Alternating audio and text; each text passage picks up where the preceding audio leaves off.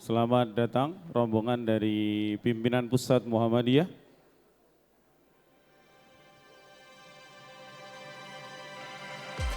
Sugeng Rawo Pak Ketua PWM, Pak Tafsir.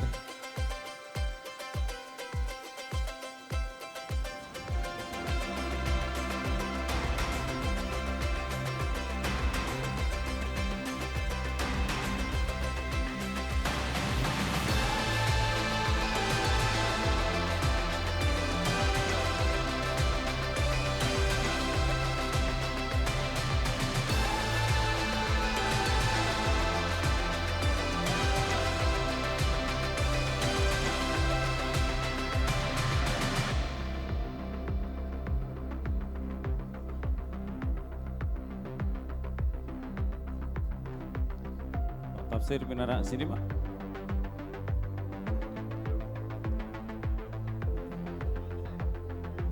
Pak Giono ngriki Pak Giono.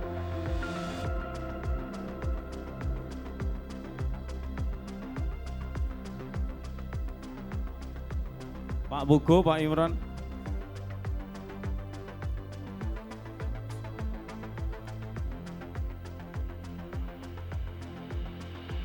Yep. Bismillahirrahmanirrahim. Assalamualaikum warahmatullahi wabarakatuh.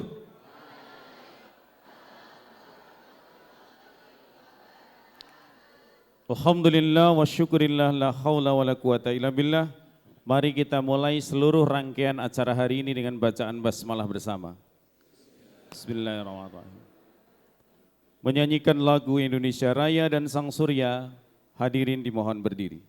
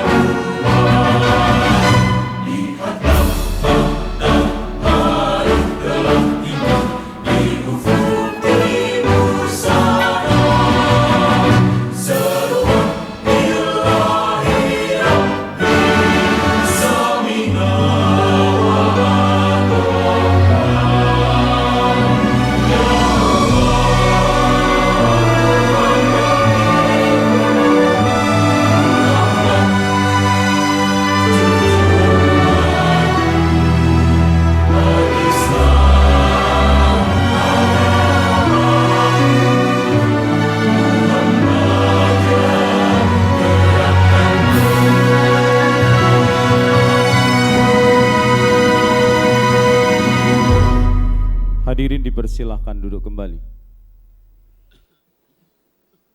Sambutan Rektor Universitas Muhammadiyah Magelang kepada Ibu Dr. Lili Andriani dipersilahkan.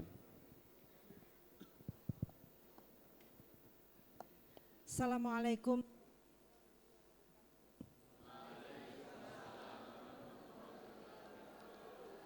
Alhamdulillahirabbil alamin wassalatu wassalamu asrafil anbiya'i wal mursalin wa ala alihi washabihi ajmain. Asyhadu an la ilaha illallah wa asyhadu anna Muhammadan abduhu wa rasuluh.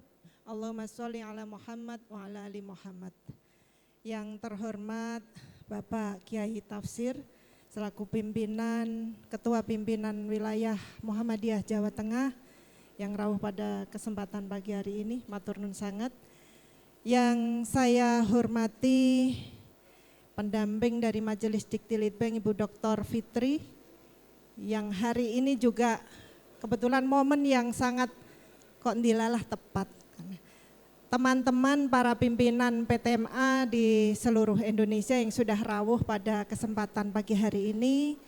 Kemudian yang saya hormati BPH Universitas Muhammadiyah Magelang, yang saya hormati Ketua PDM, PDA Kabupaten Kota Magelang, yang saya hormati pula seluruh pleno PDM PDA Kabupaten Kota Magelang, kemudian seluruh sivitas akademika Unima, Pak WR 1, Pak WR 2, dan seluruh jajaran yang ada di Unima dan serta mahasiswa-mahasiswi yang sudah hadir pada kesempatan hari ini. Pertama-tama marilah kita panjatkan puji dan syukur kehadirat Allah Subhanahu wa taala. Alhamdulillah pada kesempatan pagi hari ini insya Allah kita senantiasa selalu dalam keadaan atau kondisi tetap iman Islam, insya Allah dipenuhi dengan keberkahan. Amin ya rabbal alamin. Bapak Ibu yang kami hormati, hari ini kita memperingati sebenarnya tanggal 18 kemarin, tapi ini adalah resepsi milad Muhammadiyah ke-112 yang diselenggarakan oleh Universitas Muhammadiyah Magelang dan disemarakan oleh Bapak Ibu yang ada di PDM, PDA Kabupaten dan Kota Magelang. Bapak Ibu yang kami hormati, tentu ini satu rangkaian meskipun memang setiap pekan diselenggarakan hari Jumat dan ini bertepatan, setiap Jumat kita selenggarakan kegiatan AIK. Nah ini nanti mungkin teman-teman dari pimpinan PTMA, AIK yang setiap Jumat kita selenggarakan inilah salah satu rangkaian bertepatan dengan kita memperingati Milad Muhammadiyah ke-112. Tentu harapannya memakmurkan seluruh semesta yang ada di seluruh wilayah khususnya di Indonesia. Kita di lembaga pendidikan turut serta untuk ikut serta atau berkontribusi di dalam masyarakat untuk bisa meningkatkan kemakmuran bangsa dan negara yang ini. Ini satu mungkin tema di Milad Muhammadiyah ke-112. Saya kira tidak berpanjang lebar, mohon untuk arahan dari Bapak Pimpinan Wilayah Muhammadiyah Jawa Tengah untuk memperingati hari Milad ke-12 112 Muhammadiyah.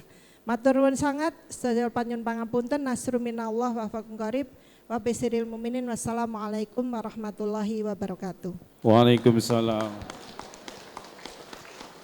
Terima kasih Bu Rektor. Kita langsung masuk acara inti Bapak Ibu sekalian, dan kali ini narasumber kita adalah Ketua Pimpinan Wilayah Muhammadiyah Jawa Tengah, Pak Dr. Tafsir.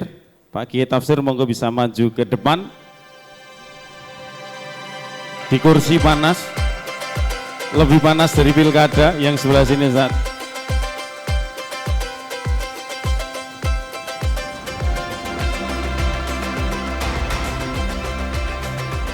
Ya, Bapak Ibu sekalian, kali ini formatnya berbeda.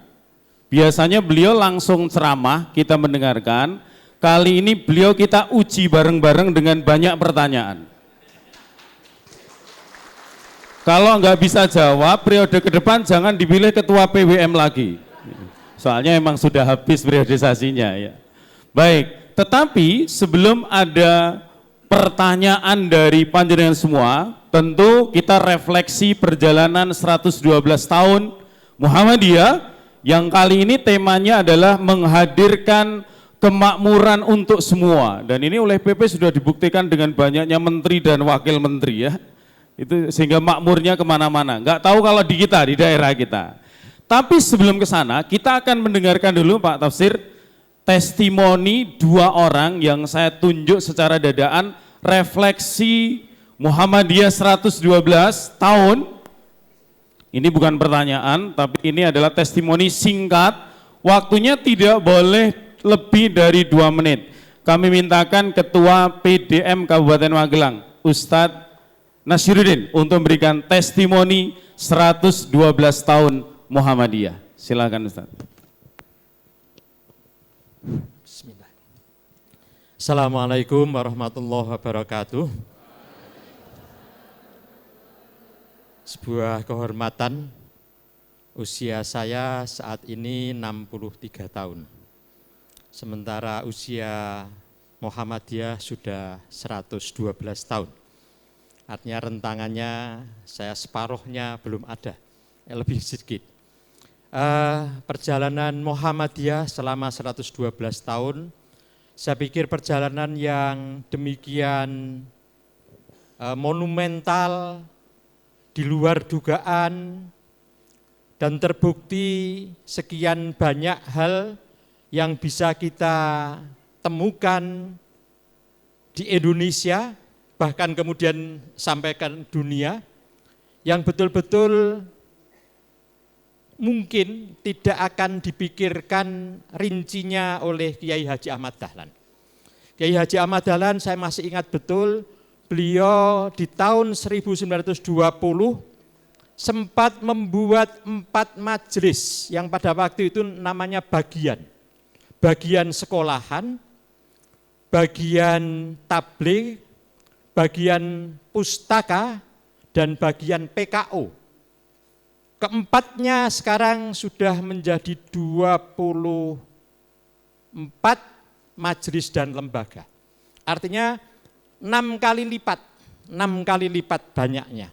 Itu menegaskan bahwa ada percepatan yang bukan main dilakukan oleh Persyarikatan Muhammadiyah, bahkan ketika Kiai Haji Ahmad Dahlan sudah wafat karena Kiai Dahlan usianya hanya 54 tahun. Artinya kalau demikian, usia seseorang kebermaknaannya bukan pada rentangannya yang panjang, tapi lebih kebermaknaan seberapa waktu diberikan oleh Allah kepada yang bersangkutan, tapi memberikan manfaat kepada seluruh alam semesta. Oleh karena itu, kalau kali ini menghadirkan kemakmuran bagi semua, saya pikir ini sebuah titik poin yang akan menjadikan insya Allah akan lebih jauh ke depan. Demikian. Assalamualaikum warahmatullahi wabarakatuh. Waalaikumsalam warahmatullahi wabarakatuh. Pak Tafsir, ini di antara peserta kita ini ada mahasiswa yang berasal dari Papua, non-muslim. Kalau di Papua sana mungkin masalah non-muslim sudah biasa, tapi kalau di sini, tapi alhamdulillah Unima lebih dari 30 orang. Tidak hanya Kristen Katolik, tapi juga ada yang Hindu, bahkan ada yang sementara mengaku tidak beragama. Wah, ini menarik, kita terima juga. Dan tetap dapat mata kuliah AIK. Wah, kira-kira begitu. Oke, baik. Saya pengen perwakilan satu singkat kota, pimpinan daerah Muhammadiyah Kota. Ini yang ada Pak Andi Trianto. Silakan Pak Andi Trianto maju ke depan, Pak Andi, memberikan testimoni singkat. Mungkin mic-nya bisa dibantu saya, panitia. Nah, oke. Singkat mawon Pak Andi. Milad 100 ke-12 dengan menghadirkan kemakmuran untuk semua. Setidaknya terrefleksi dengan format duduk kita ini. Semuanya setara, tidak pandang kemudian yang struktur pimpinan, bahkan kemudian kita bisa sama-sama duduk dan nanti kemudian mengeksplorasi apa yang kemudian menjadi kekuatan kita. Dan inilah yang ditawarkan oleh Kiai Dahlan bahwasanya Muhammadiyah itu nanti ingin menghadirkan masyarakat Islam yang sebenar-benarnya rahmatan lil alamin. Jadi Bapak dan Ibu sekalian, sebagaimana tadi disampaikan oleh Pak Zuhron, kita memiliki format yang berbeda ini sekali lagi untuk merefleksikan ini, kesetaraan ini dan Islam rahmatan lil alamin. Matur suwun.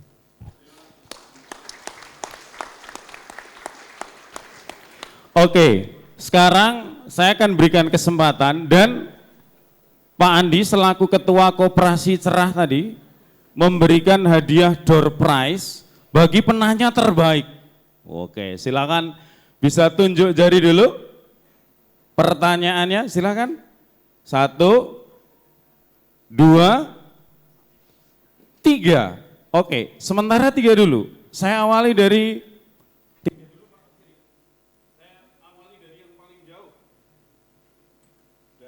Papua, silahkan. Iya.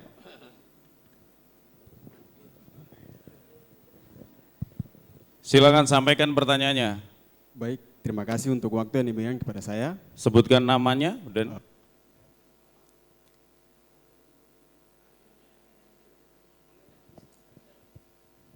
Oke, iya, oke. Pertama, perkenalkan nama saya Mesak Mabruaru, asal saya dari Papua. Langsung pertanyaannya boleh apa? Izinkan saya untuk bertanya. Pertanyaannya, bagaimana Muhammadiyah membangun hubungan kedekatan dengan masyarakat non-Muslim? Bagaimana Muhammadiyah membangun kedekatan dengan masyarakat non-Muslim? Ini kita kumpulkan dulu Pak Tafsir ya, pertanyaannya. Oke, yang kedua, silakan. Iya, ini panitianya ada yang bantu saya dong.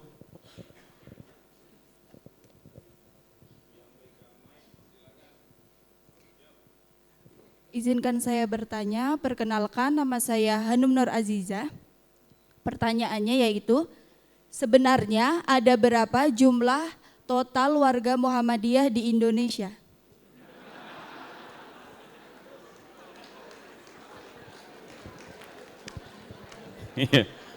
Ini jangan-jangan malaikat Israel juga nggak tahu Pak ya, berapa jumlahnya. Satu lagi dulu, Bu Fauzia, singkat saja, silahkan.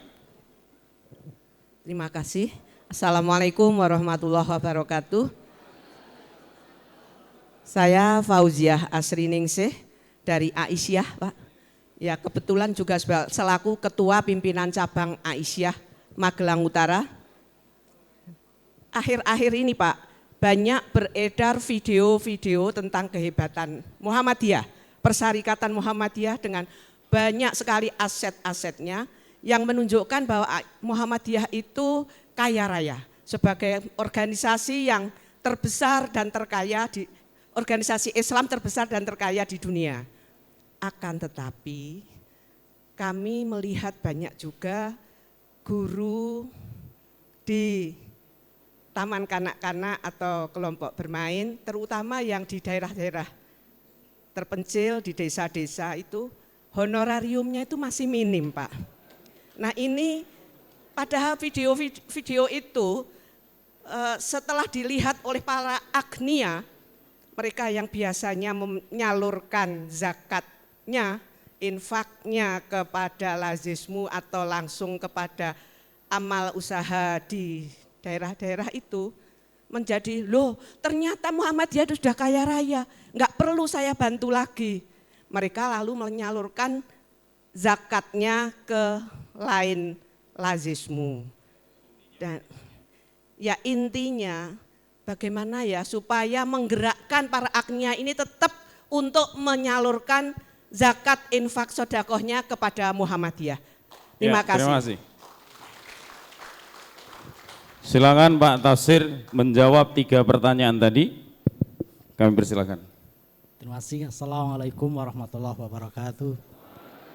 Alhamdulillah wa syukur lillah. Salatan wa salaman ala rasulillah wala haula wala quwata illa billah apa-apa. Yang saya hormati Ketua Bina Muhammadiyah Kota dan Kabupaten Magelang, Ketua BPH dan jajarannya, kemudian Ibu Rektor beserta jajaran, Ketua PDA Kota maupun Kabupaten, para pimpinan cabang Muhammadiyah, Aisyah, pimpinan Ortom, dan pimpinan perguruan tinggi yang sedang LT di UMY ya, yang kebetulan sebagiannya ikut acara di sini. Terima kasih rawuhnya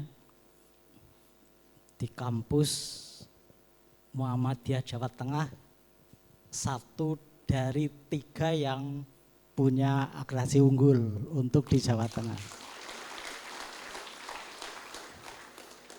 Di Jawa Tengah ada 27 perguruan tinggi Muhammadiyah, dari 27 itu 14-nya universitas. Sebentar lagi 15 kayaknya, karena ITS PKU sedang proses di universitas. Kita Muhammadiyah PKU, nah, jadi unik ya. Jadi AUM membangun AUM. Ya, jadi AUM membangun AUM. Jadi PKU rumah sakit membangun perguruan tinggi. Biasanya kan dibalik ya. Perguruan tinggi membangun rumah sakit. Tapi ini enggak, rumah sakit membangun perguruan tinggi. Ya, itu keunikan dari ITS PKU. Mudah-mudahan cepat turun SK-nya Ibu ya. Sehingga menjadi universitas yang ke-15 untuk di Jawa Tengah. Dan di Solo luar biasa, nanti ada 3 universitas Muhammadiyah di Surakarta, UMS, Unisa Aisyah, dan Unsas PKU Solo. Mudah-mudahan ketiganya semuanya berkembang, maju, dan unggul semua. Amin. Tidak jadi provokator dan kompetitor di antara sama kampus Muhammadiyah. Pertanyaan saya jawab dari yang akhir ya Ibu. Bapak Ibu yang saya hormati, sekaya apapun Muhammadiyah adalah civil society. Itu yang harus diingat. Jadi sekaya apapun Muhammadiyah adalah civil society, bukan pemerintah. Karena civil, Pak Rektor, Pak Eko. Jadi Bapak Ibu harus dipahami, sekaya apapun Muhammadiyah adalah civil society. Gerakan sosial bukan pemerintah. Sehingga berdirinya sekolah-sekolah di daerah, TK Aba, itu bukan kehendak dari atas, tapi dari bawah. Karena dari bawah pasti tidak masuk di APBN PP Muhammadiyah maupun di APBN Polri Wilayah. Karena sekali lagi itu muncul inisiatif dari bawah. Karena inisiatif dari bawah, sebagai civil society pastilah sudah dengan segala resiko. Saya mendirikan sekolah, saya siap dengan segala risikonya. Tidak boleh dong saya mendirikan sekolah, kemudian sambat saya nggak bisa bayar gaji gurunya. Nggak bisa dong sambat, saya mendirikan sekolah, Pak Tasir gaji saya cuma 300.000 bulan, nggak boleh.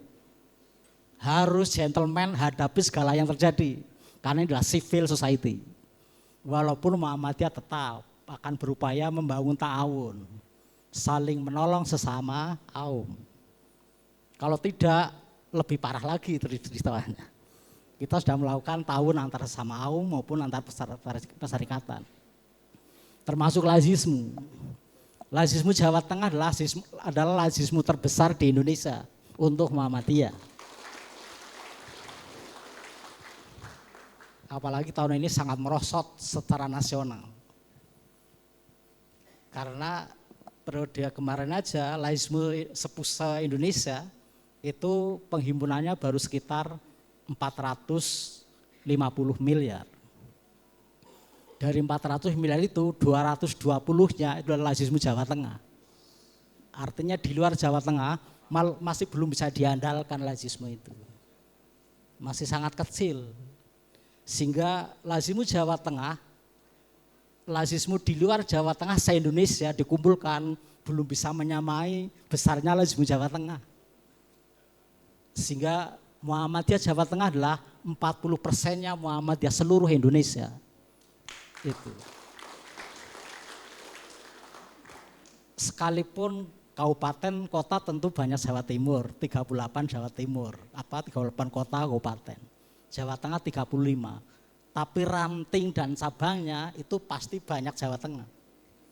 Maka kalau muktamar utusannya Jawa Tengah pasti paling banyak. Maka siapa yang calon ketua umum PP Muhammadiyah harus dapat dukungan dari Jawa Tengah.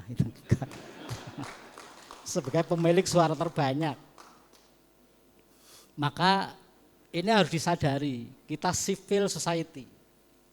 Sehingga tidak boleh mengeluh, tidak boleh sambat, tidak boleh cengeng. Ya, itu pimpinan Muhammadiyah. Enggak boleh mengeluh, enggak boleh sambat, enggak boleh cengeng. Hadapi segala yang terjadi dengan segala risiko, karena kita adalah ormas, kita adalah civil society. Walaupun tetap Muhammadiyah akan membangun semangat tahun. Sehingga aum yang besar pasti akan bantu aum yang kecil. Tetapi semangat dari bawah terlalu besar dibanding semangat dari atas. Sehingga tidak imbang antara anggaran yang terjangkau, anggaran yang terkumpul dengan semangat munculnya aum di bawah. TK, SD, bahkan yang lain-lain. Itu jumlahnya tidak seimbang dengan anggaran yang kita miliki. Sehingga sebesar apapun tahun yang kita bangun belum mampu untuk menyentuh guru TK, Ibu. Itu masalahnya. Sehingga sekali lagi Muhammadiyah civil society. Sehingga sebenarnya saya tidak mau ada keluhan Pak Tasir, kami guru TK, guru SD di sini baru 300.000. Pertanyaannya, mendirikan SD dengan gaji 300.000, pertanyaannya siapa yang inisiatif mendirikan? Siapa yang berinisiatif mendirikan? Kan Muhammadiyah setempat. Maka jangan cengeng. Jangan cengeng. Ya, jangan cengeng, jangan sambat, jangan mengeluh. Tidak pantas seorang pemimpin mengeluh. Ya, enggak boleh. Pemimpin tidak boleh mengeluh. Ya, pemimpin enggak boleh cengeng. Dan pemimpin tidak layak sambat. Pemimpin harus hadapi segala risiko yang ada. Sehingga PWM harus mengambil alih angsuran beberapa aum di daerah. Ketika aum tersebut sulit angsur kepada bank. Tapi saya kan pimpinan, harus saya ambil alih. Sehingga PWM Jawa Tengah ngambil alih kira-kira ada 4 aum di daerah yang mengalami kesulitan angsuran di bank. Nama Muhammadiyah tidak boleh jelek di hadapan bank.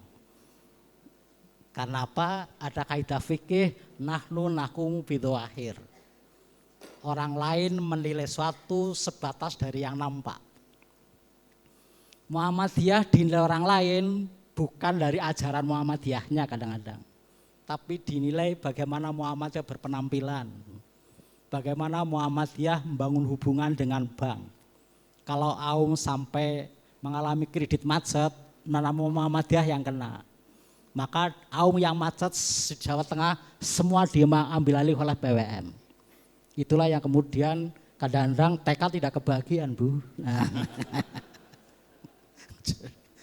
Karena PWM harus mengambil alih beberapa angsuran perbankan dari aum yang ada di daerah. Inilah bentuk ta'awun dan menjaga nama baik Muhammadiyah. Karena sekali lagi ada kaidah fikih nahnu nakum bidhahir. Manusia menilai sesuatu sebatas dari yang nampak. Kalau saya tanya terutama yang anak-anak muda ini, saudara hadir di sini ikhlas atau terpaksa? Jujur loh ya, jujur. Jujur. Nah, saudara hadir terpaksa atau ikhlas bukan urusan Bu Rektor, ya. Karena Bu Rektor urusannya hadir, bukan urusannya ikhlas. Ikhlas urusan saudara dengan Allah, bukan dengan Bu Rektor. Bu Rektor urusannya hadir, nah, itu ya. Maka mungkin ada dosen pegawai di absen acara ini. Ya karena saudara urusannya tidak dengan Allah, tapi dengan Bu Rektor. Bu Rektor tidak urusan ikhlas. Bu Rektor urusannya saudara hadir. Kenapa? Itulah kaidah fikihnya. Nahnu nakum bidhahir. Manusia menilai dari yang nampak. Saudara, yang nampak apa? Yang nampak absennya. Mungkin aja absen tapi kemudian pergi kan gitu kan. Bu Rektor nggak apa loh, nanti ngeceknya di absen masalahnya kan. Makanya dalam Islam ada ajrun, ada ujroh. Ajrun pahala, ujroh itu fee. Maka kalau ikhlas dapatnya pahala, kalau hadir dapatnya ujroh. Kalau hadir dan ikhlas dapat dua, ajrun dan ujroh. Ajrunnya pahala, ujrohnya snack. Nah itu. Ujrohnya snack. Ya. Sehingga bagi yang ikhlas dan hadir dapat dua, pahala dan snack. Itu. Tapi kalau Bapak Ibu dan Saudara hadir tapi tidak ikhlas, minimal dapat snack. Kemudian tanda tangan terbaca oleh Bu Rektor sehingga besok naik pangkatnya lancar. Nah itu ya. Maka jangan protes kalau pengajian di Muhammadiyah untuk AUM itu di absen. Karena apa? Urusannya dengan Bu Rektor, urusannya dengan Dikdasmen, tidak hanya dengan Allah. Allah tidak butuh absen, gitu ya. Allah hanya butuh ikhlas. Tapi Ketua Dikdasmen, Bu Rektor butuh absen. Itu tidak salah karena nahnu nahkumu bidhawahir. Itu kaidah fikih.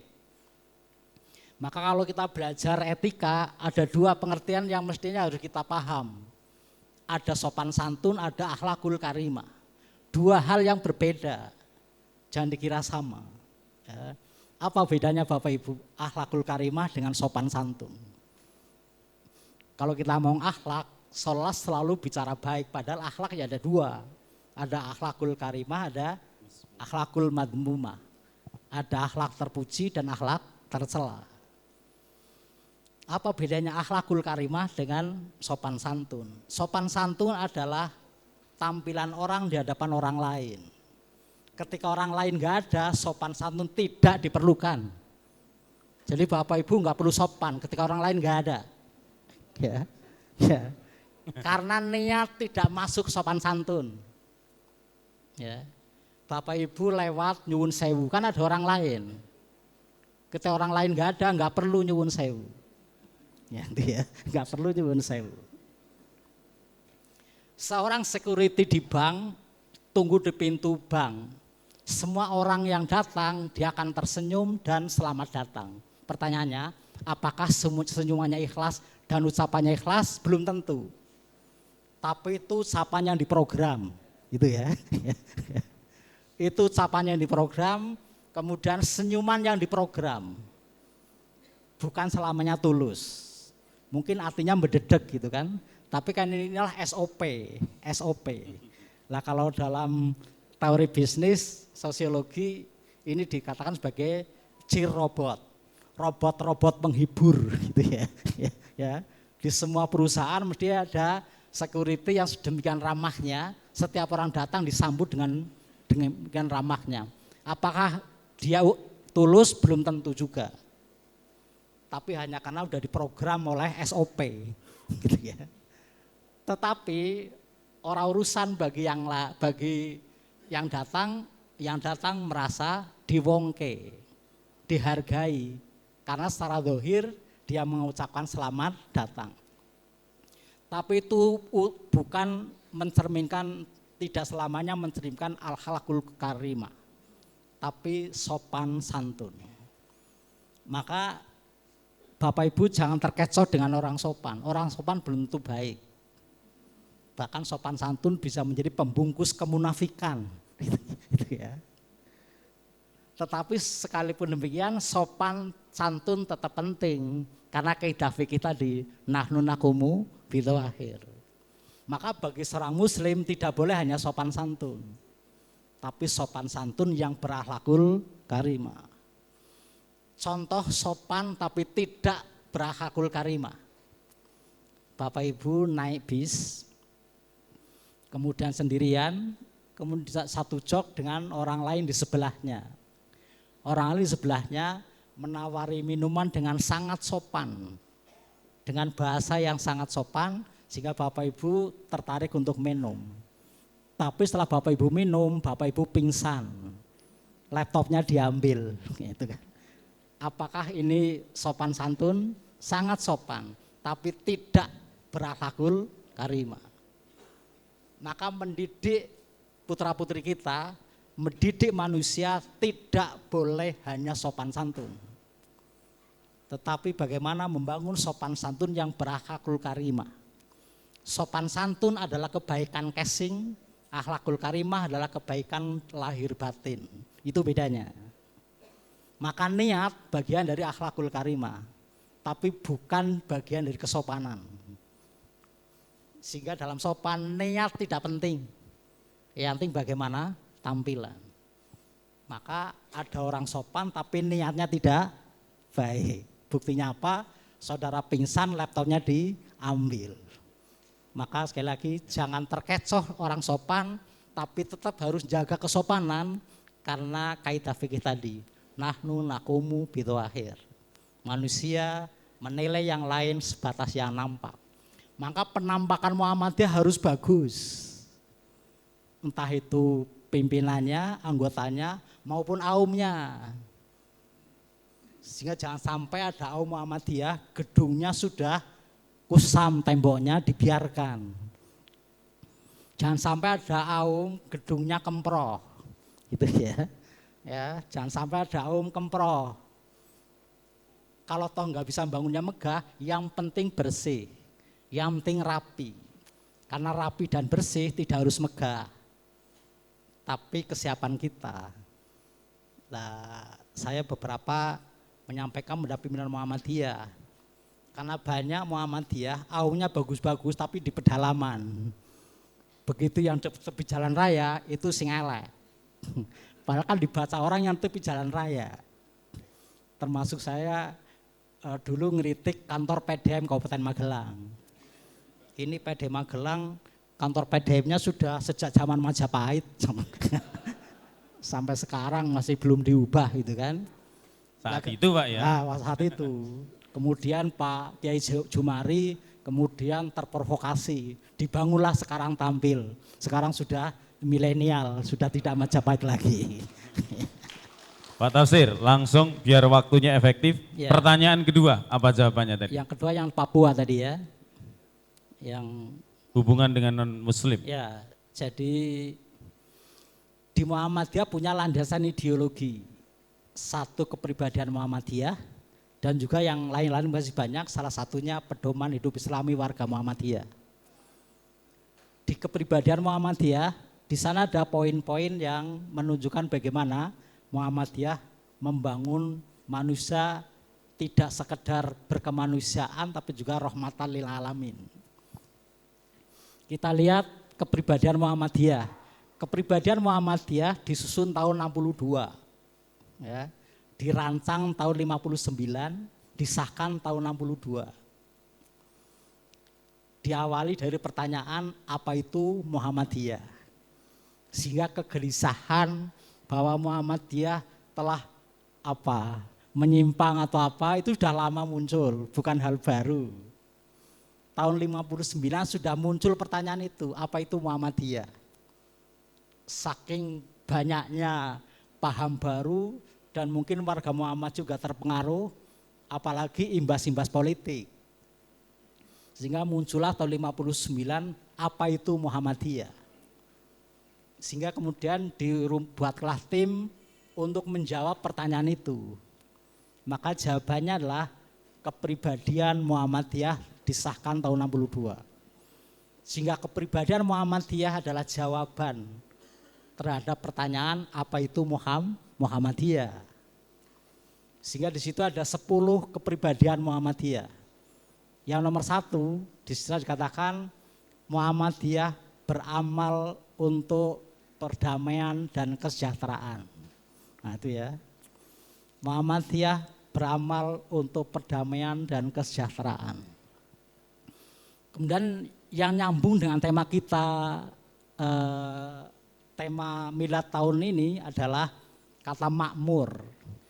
Kata makmur dari bahasa Arab amaro, kemudian maf'ul jadi makmur. Secara letterlek makmur artinya orang yang diberi umur, gitu ya. Ya, orang yang diberi umur. Oleh bahasa Indonesia makmur diartikan sebagai sejahtera. Sejahtera lahir batin. Sehingga makmur adalah orang yang diberi umur. Karena diberi umur artinya hidup kan. Tapi tidak sekedar hidup, tapi hidup yang sejahtera. Itulah makmur. Dan itu kemudian tercantum di dalam pembukaan UUD 45 yang juga ada di kepribadian Muhammadiyah nomor 9. Nah, kepribadian Muhammadiyah nomor 9, Muhammadiyah bekerja sama, Muhammadiyah membantu pemerintah. Gitu ya. Muhammadiyah membantu pemerintah serta bekerja sama dengan golongan lain dalam memelihara dan membangun negara untuk mencapai masyarakat yang adil dan makmur yang diridhai oleh Allah Subhanahu wa taala. Untuk nyambung dengan mukadimah UUD 45 gitu ya. Sehingga Bapak Ibu, Muhammadiyah membantu pemerintah. Sehingga Muhammadiyah enggak pernah jadi oposisi pemerintah. Ini kepada yang oposan-oposan perlu kami sampaikan. Muhammadiyah tidak pernah menempatkan diri sebagai oposisi pemerintah. Walaupun Muhammadiyah tetap bernahi mungkar. Tapi senahi mungkar apapun Muhammadiyah tetap dengan cara yang ma'ruf. Karena kepribadiannya jelas membantu pemerintah. Serta kerjasama dengan golongan lain. Di dalam memelihara dan membangun negara. Untuk mencapai masyarakat yang adil dan makmur. Itu jelas sekali. Cuman repotnya mestinya kan oposisi untuk wilayahnya calon dan partai yang kalah. Itu oposisi. Koalisi untuk calon dan partai yang menang. Tapi di Indonesia yang kalah pun jadi koalisi, gitu kan? Yang kalah pun jadi koalisi Indonesia itu. Lah repotnya yang oposisi di luar Muhammadiyah memprovokasi Muhammadiyah supaya Muhammadiyah jadi oposisi. Itu kan keliru. Itu kan keliru.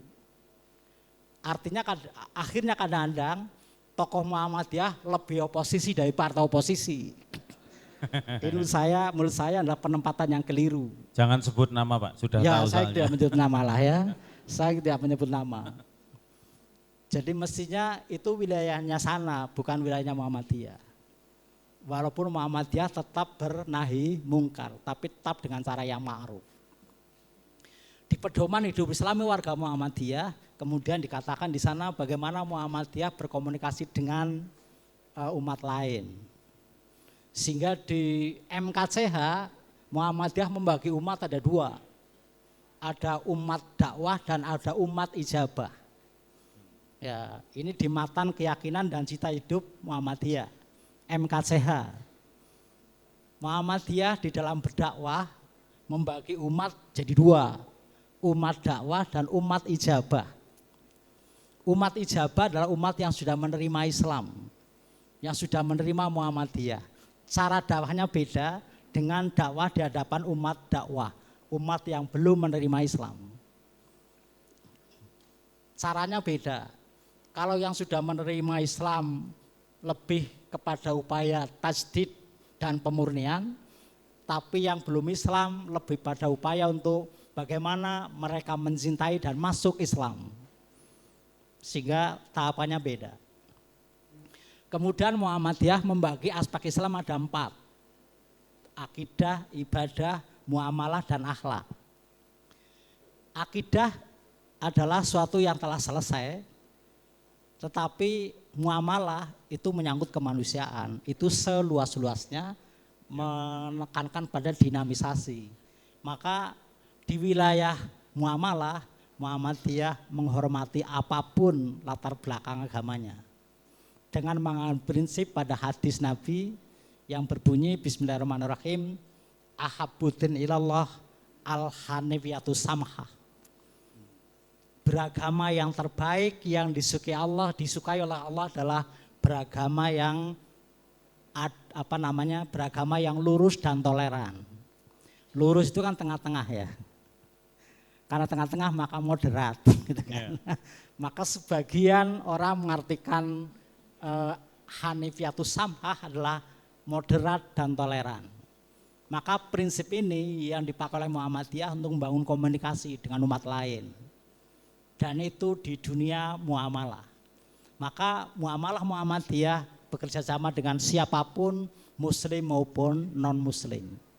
Lembaga pendidikan Muhammadiyah adalah ekspresi muamalah. Maka pendidikan Muhammadiyah melayani untuk semua.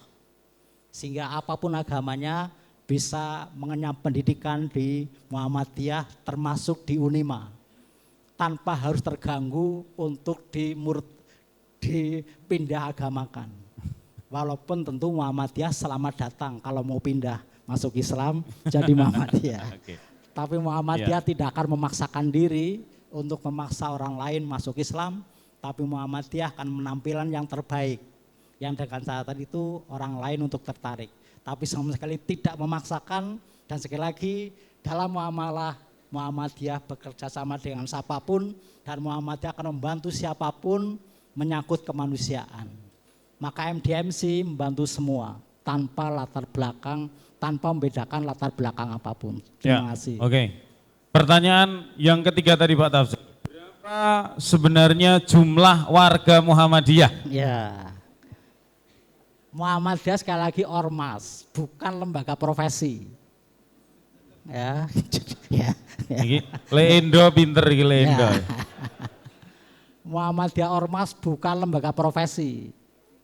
Kalau lembaga profesi jelas, anggotanya punya sertifikat. Misalnya guru, jelas SK-nya sebagai guru. Sehingga dihitung jelas berapa SK guru, sehingga bisa dihitung. Tapi Muhammadiyah bukan lembaga profesi. Maka tidak selamanya orang punya kartu anggota juga tidak punya SK sebagai warga Muhammadiyah. Karena Muhammadiyah bukan lembaga profesi. Sekalipun dia Muhammadiyahnya lebih Muhammadiyah dari saya, belum tentu mau membuat kartu anggota. Alasannya apa? Kulo pun ikhlas pas dari Muhammadiyah. Nah, itu. Jadi Muhammadiyah berdasarkan ikhlas, bukan berdasarkan administrasi. Maka kalau mau tanya Muhammadiyah secara kuantitatif, terdokumen yang ada di kartu anggota, itu kira-kira warga Muhammadiyah di Jawa Tengah hanya sekitar 1 juta orang. Kalau datanya konkret kartu anggota. 1 juta orang Pak ya? Untuk Jawa Tengah? Untuk Jawa Tengah. Berdasarkan kartu anggota. Oke. Hanya sekitar itu, enggak banyak. Kalau jumlah warga Jawa Tengah itu 35 juta, berarti kita hanya 1/35-nya warga masyarakat Jawa Tengah. Itu kalau dilihat secara administratif. Tapi saya yakin orang bermuhammadiyah tidak hanya sebatas administratif. Di luar itu saya kira masih banyak-banyak orang ikhlas yang bermuhammadiyah tanpa harus punya KTA. Sehingga jawabannya tidak bisa hanya kuantitatif tapi juga kualitatif.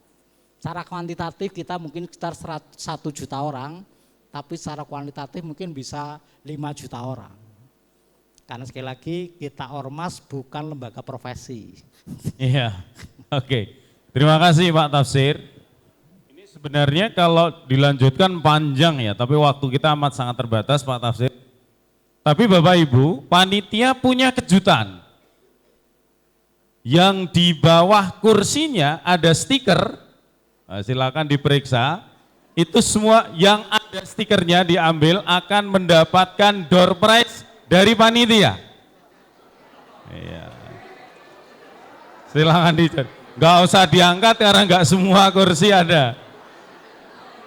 Ada di, ya.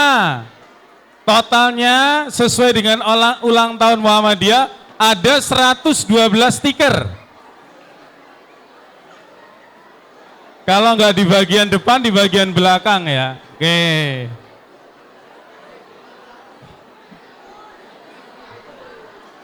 Iya. Nggak usah dibalik Pak Muja, kalau nggak ada.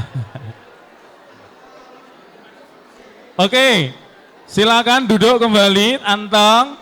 Nanti stikernya jangan hilang. Ya, jangan hilang karena akan ditukar hadiah oleh panitia. Sudah ada di depan nanti. Baik. Baik Bapak Ibu sekalian, yang bertanya tadi mendapatkan door prize voucher belanja di toko Koperasi Cerah Unima.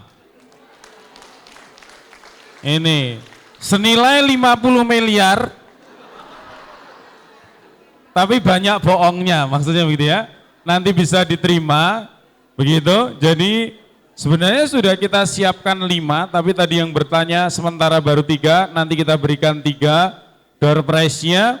Barangkali Pak Tafsir untuk menutup acara ini ada closing statement dari Pak Tafsir untuk kami agar bermuhammadiyahnya lebih semangat lagi. Dipersilakan Pak Tafsir. Terima kasih. Muhammadiyah lahir secara miladiah lahir di tahun 1912. Ya. Pada masa itu banyak berdiri organisasi Islam. Tapi yang masih ada eksis itu hanya Muhammadiyah. Yang lain sudah tinggal nama. Kalau toh ada tapi sudah tidak eksis lagi. Tahun 12 berdiri Muhammadiyah, tahun 21 berdiri Persatuan Islam, tahun 26 berdiri Nahdlatul Ulama. Tapi yang sebaya dengan Muhammadiyah di awal abad 20 yang tersisa hanya Muhammadiyah. Muhammadiyah tetap eksis dan sudah mencapai umurnya yang ke-112. Kalau kita berteori, kemarin di Milad Kota Magelang di tempat ini juga, saya sudah menjelaskan tentang philosophy of history-nya Ibnu Khaldun, di mana gerakan sebuah sistem, gerakan maupun negara itu bersiklus 40 tahunan. 40 tahun, 40 tahun, 40 tahun. Karena Quran hadis terlalu banyak menyebut kata 40 untuk memahami siklus kehidupan. Sehingga angka 40 kayaknya angka keramat gitu. Nggak usah heran kalau kemudian Pak Jokowi pun mengakhiri jabatannya 40 hari di IKN. Ya, itu tidak asal 40 hari loh itu. Beliau mengakhiri jabatannya 40 hari di IKN. Artinya mengawali IKN 40 hari pertama. Itu sama dengan fase-fase kehidupan kita di dalam rahim ibu. Ya, fase-fase di rahim ibu itu ikut siklus 40 hari. Hadisnya berbunyi, inna hadakum yujma'u fi batni ummi arba'ina yauman. Kamu terkandung dalam perut ibumu dalam waktu 40 hari sebagai alaqah, 40 hari sebagai mudghah, gumpalan daging, dan 40 hari munculnya idhoma lahma, tulang belulang yang dibungkus daging. 40. Nampaknya angka 40 sangat penting untuk memahami siklus kehidupan. Inilah yang diambil oleh Pak Presiden untuk mengawali KN 40 hari pertama dan 40 hari terakhir masa jabatannya. Muhammadiyah kalau diambil dari teorinya Ibnu Khaldun ini memasuki 40 tahun ketiga. Karena 40 berarti 120 tahun. Sehingga Muhammadiyah tinggal berapa tahun selesai 40 tahun ketiga. Artinya insya Allah Muhammadiyah dengan segala kemampuannya akan tetap eksis untuk selamanya. Karena Muhammadiyah sudah lulus dari seleksi alam, siklus 40 tahunan. Tetapi ini tidak boleh kemudian meninabobokan kita. Eksistensi itu terbangun karena kemampuan Muhammadiyah dalam membina semangat dari generasi pertama, kedua, ketiga, dan seterusnya. Sehingga kuncinya kalau Muhammadiyah ingin tetap eksis adalah jaga regenerasi, kaderisasi, dan kedua jaga kebermanfaatan untuk umat manusia, untuk kemakmuran semuanya, untuk kemakmuran semesta. Terima kasih. Wassalamualaikum warahmatullahi wabarakatuh. Wassalam. Bapak Ibu, saya ingin menutup pertemuan ini dengan mengutip kata-kata Ustadz Jumari Al-Ngluari. Kata beliau, rumus bertahan di Muhammadiyah itu cuma satu, mencintai.